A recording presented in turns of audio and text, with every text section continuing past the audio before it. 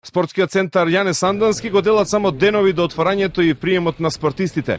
Генералниот менаџер Надвица Димовска ги представи капацитетите и можностите на центарот, во чии рамки ќе работи и новиот хотел Русија. Основна цел е да се понудат врвни квалитетни услуги за спорт и рекреација на граѓаните, потоа да се сервисираат максимално на професионално ниво ракометните клубови на Вардар и спортските клубови, останатите спортски федерации.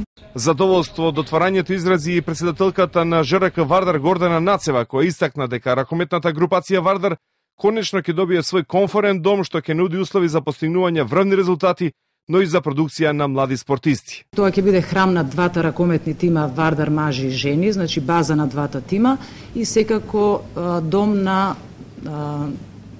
македонскиот шампион во кошарка и македонскиот кошаркарски бренд МЗТ. Значи очекувам сите три тима да имаме извонредни услови за работа, а кога се има извонредни услови за работа и добри услови за работа, претпоставувам дека неизоставни ќе бидат и добрите резултати. На пресконференцијата немаше присутни од кошаркарскиот клуб МЗТ Скопје Аеродром, кој ќе го дели новиот спортски дом со групацијата Вардар.